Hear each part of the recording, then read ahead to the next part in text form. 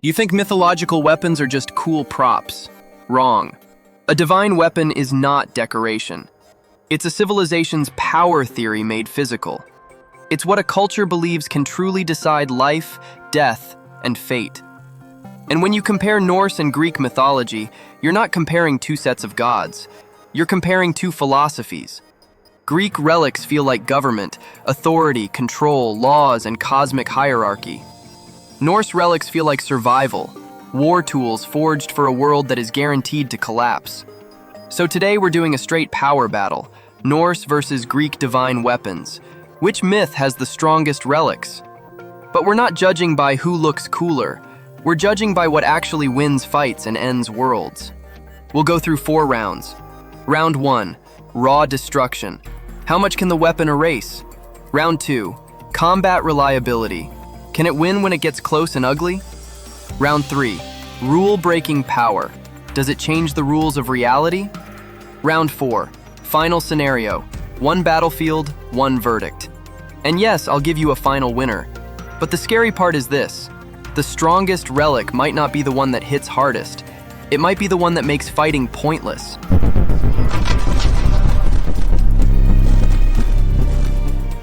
Let's start with the Norse side.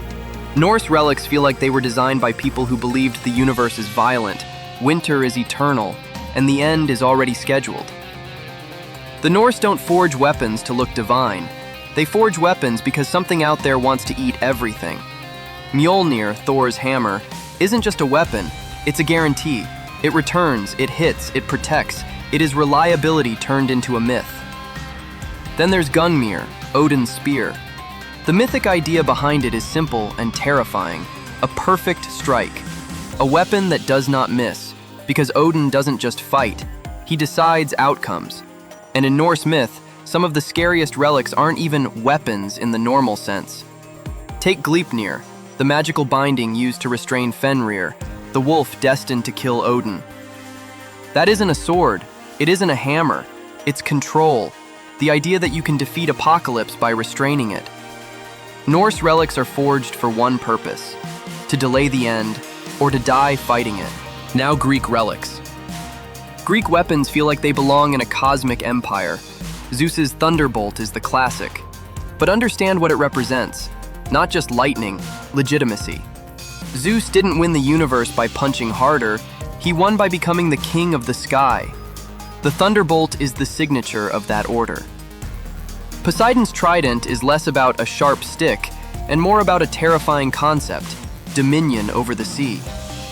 In an ancient world, controlling the sea wasn't just power, it was controlling trade, storms, death, and entire civilizations. And then there's the Greek relic that feels like pure cheating, Hades' Helm of Invisibility. Not armor, not a weapon you swing, a relic that lets you disappear from reality. That kind of power changes the game. Because if your enemy can't target you, strength doesn't matter. Greek relics aren't just designed to win fights, they're designed to run the world. So now, Norse survival weapons versus Greek empire weapons. Let's fight. Round 1, raw destruction. If we're talking raw destruction, the Greek side shows up with authority. Zeus's Thunderbolt is the mythic delete button. It's the tool Zeus uses to defeat cosmic enemies like Titans.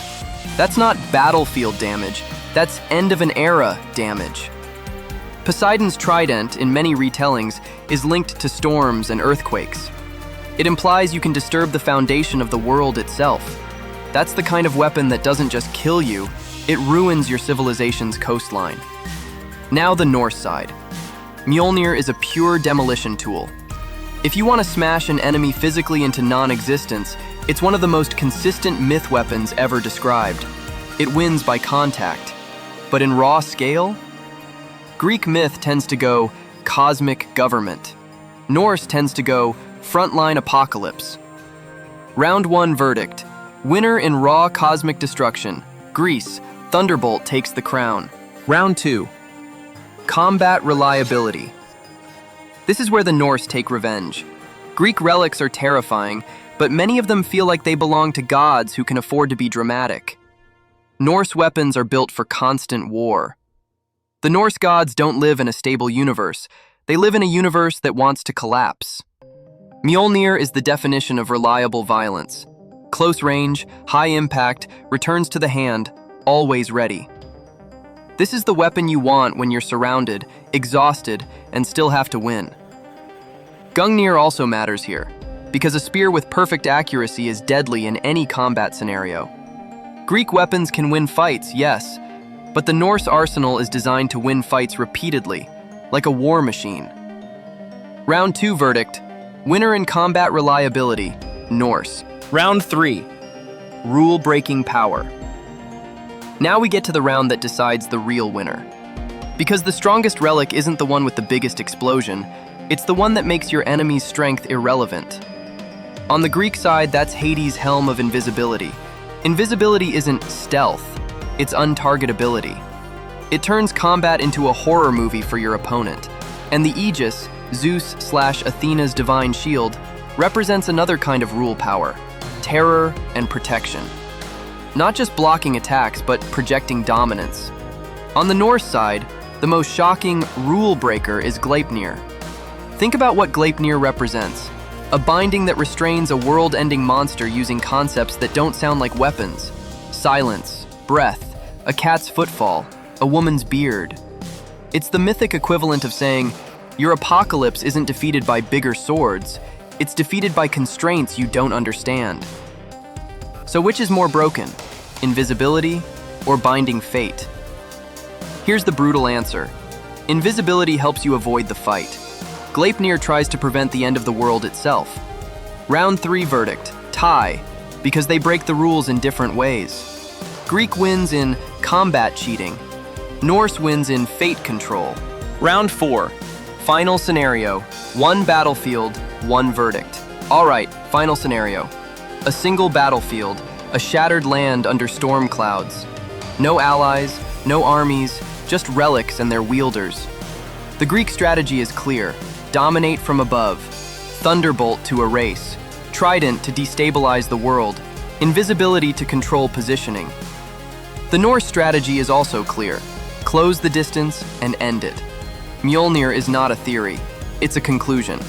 And while the Greek gods fight to maintain an order, the Norse gods fight like they already accepted the end. And that makes them dangerous. Here's how it plays out. If Zeus can end the fight immediately with cosmic thunder, Greece wins. If Poseidon can turn the environment into a weapon, Greece wins. If Hades' Helm can remove the user from being targeted, Greece wins through pure unfairness. But if the fight drags on, even slightly, the Norse start taking over. Because Norse relics aren't built for one perfect strike, they're built for a war that never stops. Mjolnir's reliability turns into inevitability. Gungnir's accuracy becomes execution. And Gleipnir is the nightmare option, restraint, not destruction. So what's the final verdict? Let's be honest and brutal. Greek mythology has the most world-ending authority weapons. Thunderbolt and Trident feel like tools of cosmic rulers. Norse mythology has the most battle-tested survival weapons. Mjolnir and Gungnir feel like they were forged for the day everything goes wrong. So the winner depends on the definition of strongest. If strongest means the biggest, most god-king power, Greek wins. If strongest means the weapon most likely to win a real fight under pressure, Norse wins. But if strongest means the weapon that makes fighting pointless, then the real winner is the one that changes the rules. And that brings us to the scariest truth. The strongest relic might be Hades' Helm, or Gleipnir, because both say the same thing in different languages. You can't hit what you can't reach. Final verdict. Raw supremacy winner, Greek Thunderbolt. Combat grind winner, Norse Mjölnir. Rule-breaking winner, Greek Invisibility, and Norse Binding, the true top tier. Now I want your verdict. Would you rather fight a weapon that can destroy you, or a relic that makes you unable to fight back? Comment your answer, Greek or Norse. Who has the strongest relics? And if you want part 2, we go even darker. Norse versus Greek underworld rules. Which afterlife is more terrifying?